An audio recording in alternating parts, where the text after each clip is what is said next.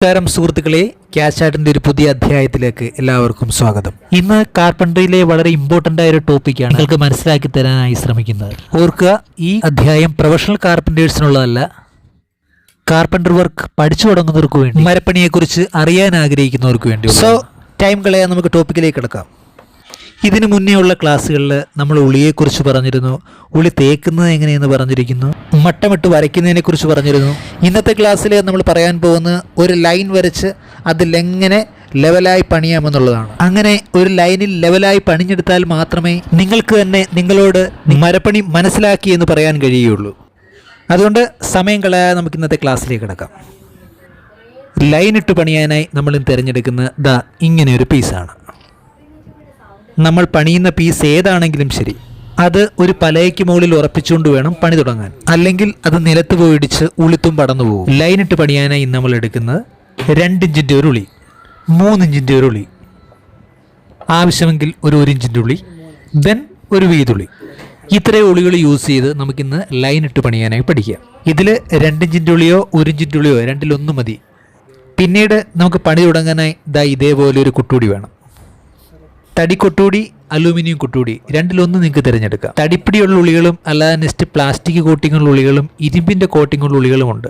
അതിൽ തടിയുടെ എഡ്ജുള്ള ഉളിയിൽ നമ്മൾ തടി കൊട്ടൂടി തന്നെ യൂസ് ചെയ്യുന്നതാണ് ഏറ്റവും നന്നായി. തടിയോട് ചേരുമ്പോൾ മാത്രമേ നമുക്ക് കറക്റ്റായിട്ടുള്ള ആക്ഷൻ ലഭിക്കുകയുള്ളൂ. നമുക്ക് പണിയേണ്ട തടിയിൽ ഇതേപോലെ വരകോല് വെച്ചൊരു ലൈൻ ഉണ്ടാവും. കണ്ടില്ലേ, ഈ ലൈനാണ് നമുക്ക് താഴേക്ക് വൃത്തിയായി പണിഞ്ഞെടുക്കേണ്ടത്. പണിയേണ്ട തടിയിൽ ഇതേപോലെ ചവിട്ടിപ്പിടിച്ച് ബലപ്പെടുത്തുകയോ അല്ലെങ്കിൽ മറ്റേതെങ്കിലും മാർഗത്തിൽ ബലപ്പെടുത്തിയോ വേണം പണി തുടങ്ങാനായി. പണി പഠിച്ച വളരെ പ്രൊഫഷണലായ ഒരു ആശാരിക്കാണെങ്കിൽ ഈ വരയിൽ കൂടി വളരെ ഈസിയായി ലെവലായി പണിഞ്ഞെടുക്കാൻ കഴിയും. തുടക്കക്കാരെ സംബന്ധിച്ച് അത് വളരെ അസാധ്യമാണ്. ലെവലെന്ന് പറഞ്ഞാൽ ഇത് കണ്ടില്ലേ, ഈ മട്ട വിട്ട് നോക്കുമ്പോൾ ആ തടിയും മട്ടവുമായുള്ള പ്രതലം കണ്ടില്ലേ, വളരെ ലെവലായിരിക്കുന്നു. അതേപോലെ വേണം, അതേ ലെവലിൽ വേണം നമ്മളും പണിഞ്ഞെടുക്കാൻ. അപ്പോൾ നമുക്ക് ബാക്കി ചെയ്യാം. നമ്മൾ ഒരു സൈഡിൽ ഇതേപോലെ ഒരു ലൈൻ വരച്ചിട്ടുണ്ടായിരുന്നല്ലോ, അതേപോലെ തന്നെ ഇതേപോലെ തടി തിരിച്ചിട്ട് നമ്മൾ മറു സൈഡിൽ വരച്ച അതേ ലൈൻ അതേ അളവിൽ ഈ സൈഡിലും വരകോൽ ഉപയോഗിച്ച് വരച്ചെടുക്കണം.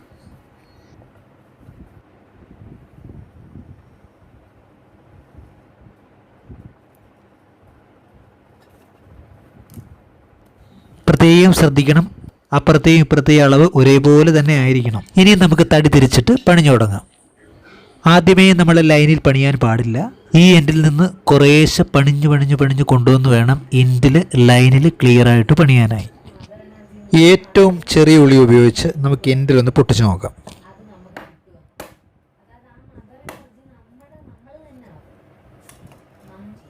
ശ്രദ്ധിച്ചു നോക്കൂ, ആ പൊട്ടിയിരിക്കുന്ന വിള്ളലിൻ്റെ എൻഡ് ഭാഗം ഉള്ളിലേക്ക് കയറിയിരിക്കുകയാണ്. അപ്പോൾ അടുത്തടി ആ തടിയുടെ വിള്ളലിനുള്ളിലേക്ക് കയറ്റി അടിക്കണം. ഒരുപാട് താത്ത് വിടണ്ട, കുറേശ്ശെ നമുക്ക് പണിഞ്ഞു പോകാം. ഇതിൻ്റെ മെയിൻ പോയിന്റ് ഒരിക്കൽ കൂടി പറഞ്ഞുതരാം.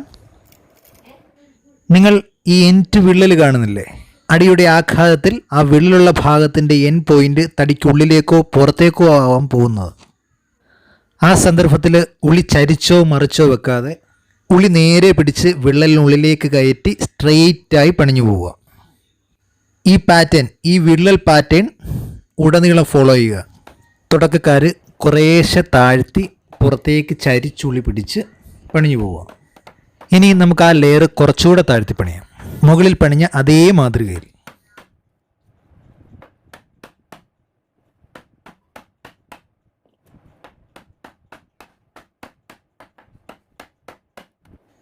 ഇനി നമുക്ക് അതേ മാതൃകയിൽ അടുത്ത ലെയർ പണിയാം.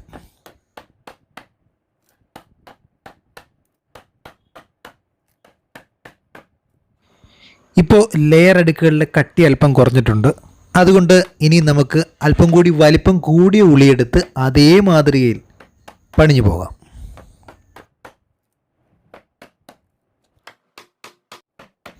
ഇത് ഒരു മാർഗം മാത്രമാണ്. ഇത് നിങ്ങൾ ചെയ്ത് പഠിച്ച് കഴിയുമ്പോൾ നിങ്ങളുടെ ബുദ്ധിയിൽ ഇതിനുള്ള സ്കോപ്സ് പല രീതിയിൽ തെളിഞ്ഞു വരും. ഫസ്റ്റ് നിങ്ങളിതിൽ ഇൻട്രസ്റ്റ് ഉള്ള ഒരാളായിരിക്കണം എന്നുള്ളതാണ് ഇമ്പോർട്ടൻ്റ്. ഇപ്പോൾ നമ്മൾ ഒരു ലെയർ പണിഞ്ഞു മാറ്റി അല്പം പുറത്തേക്ക് ചരിച്ചാണല്ലോ നമ്മൾ പണിഞ്ഞിരിക്കുന്നത്. നിങ്ങൾ തുടക്കക്കാരായതുകൊണ്ട് തന്നെ പുറത്തേക്ക് ഉളി അല്പം ചരിച്ച് പണിഞ്ഞ് ഉളി മെല്ലെ സ്ട്രെയിറ്റ് ആക്കി പണിഞ്ഞ് പഠിക്കുക. അല്ലെങ്കിൽ നിങ്ങൾക്ക് തടി ലോസ്റ്റായി പോകും. അതുകൊണ്ട് ആ തടി തിരിച്ചു വെച്ച് ഇതേ മാതൃകയിൽ നമുക്ക് മറുപുറത്ത് നിന്ന് പണിയാം. സോ ഇതേ ഭാഗവും നമുക്ക് മറുപുറത്ത് പണിഞ്ഞ പോലെ പണിയാം. തടികൾ പച്ചത്തടിയും ഉണങ്ങിയ തടിയും. തുടക്കക്കാർ അല്പം ഉണങ്ങിയ തടിയിൽ പണിയുക. എങ്കിലേ നിങ്ങൾക്ക് തടി അടർന്നു പോകാതെ പണിയാൻ കഴിയും.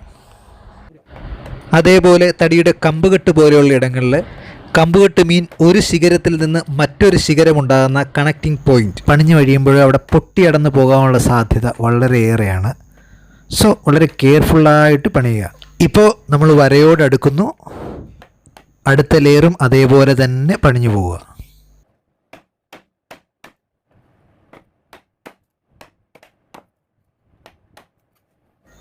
ഇനിയും അല്പം വലിയ ഉളി ഉപയോഗിച്ച് ഇവിടെയും അങ്ങനെ തന്നെ പണിഞ്ഞു പോകും. വരക്കെട്ടിലേക്ക് അടുക്കുന്തോറും വളരെ കെയർഫുള്ളായിരിക്കണം. പണിയുമ്പോൾ മിസ്റ്റേക്കുകൾ എനിക്കും ഉണ്ടാകാം, നിങ്ങൾക്കും ഉണ്ടാകാം. പലപ്പോഴും തടിയുടെ ഘടനയും നമ്മുടെ മാനസികമായ ബെറ്റർ അവസ്ഥയും ഒക്കെ നമ്മുടെ പണിയെ അഫക്റ്റ് ചെയ്യും. പിന്നെ മനസ്സിലാക്കേണ്ട ഒരു കാര്യം, ജന്മസിദ്ധമായിട്ട് സ്കിൽഡ് ആയിട്ടുള്ള ഒരു പേഴ്സണ് വളരെ വേഗം ഇത് പിക്കപ്പ് ചെയ്യാൻ കഴിയും. നിങ്ങൾ അങ്ങനെയല്ല എന്ന് നിങ്ങൾക്ക് തോന്നുന്നുണ്ടെങ്കിൽ പോലും നിരന്തരമായ ട്രെയിനിങ്ങിൽ കൂടി നിങ്ങൾക്ക് പുരോഗമനം ഉണ്ടാക്കിയെടുക്കാൻ കഴിയും. ഇന്ന മാർഗരേഖയിൽ കൂടിയേ പണിയാവുന്നുള്ള നിയമമൊന്നുമില്ല. You can do in your style. പിന്നെ കുറച്ച് നിയമാവലികൾ അനുസരിച്ചിരിക്കണം, അത്രമാത്രം. നമുക്ക് ഇനി ഇതേ മാതൃകയിൽ വരയിൽ പണിയാൻ ശ്രമിക്കാം. വളരെ ശ്രദ്ധയോടെ വേണം പണിയാനായി. ഇവിടെ ഞാൻ എൻ്റേതായ രീതിയിലല്ല വാസ്തവത്തിൽ പണിയുന്നത്. നിങ്ങൾ തുടക്കക്കാർക്ക് പാളിപ്പോകാവുന്ന സ്റ്റൈലുകളിലൂടെ, പാളിപ്പോകാവുന്ന രീതികളിലൂടെ കടന്നാണ് നമ്മൾ പണിഞ്ഞു പോകുന്നത്. അത് നിങ്ങൾക്ക് ആ റൂട്ടുകളൊക്കെ ക്ലിയർ ആവാൻ വേണ്ടിയാണ് നമ്മൾ അങ്ങനെ ചെയ്യുന്നത്. അപ്പോൾ വളരെ ശ്രദ്ധയോടെ ലൈന് പണിഞ്ഞെടുക്കുക. വരയിൽ പണിയാനായിട്ട് നമ്മളിവിടെ എടുത്തിരിക്കുന്നത് വീത്തുളിയാണ്, അത് ശ്രദ്ധിക്കുക.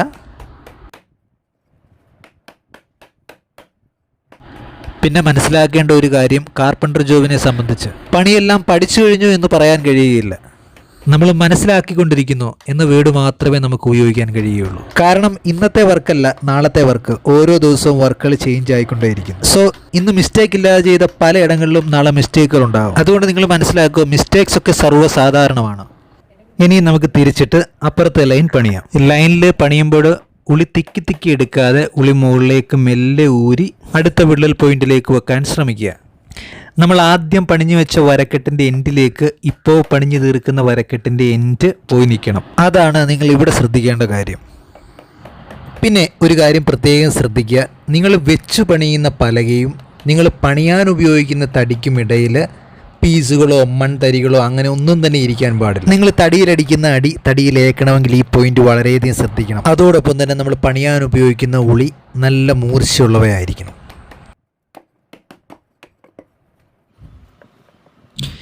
നിങ്ങൾ ശ്രദ്ധിച്ചോ, നിങ്ങൾ ഫോക്കസ് ചെയ്യേണ്ട ഒരു കാര്യം ഈ ഉളിയും തടിക്കും ഇടയിൽ നിങ്ങൾ നോക്കുമ്പോൾ തന്നെ നിങ്ങൾക്ക് പണിഞ്ഞു പോകുമ്പോൾ മനസ്സിലാവും വിടവുകളൊന്നും ഉണ്ടാകാൻ പാടില്ല.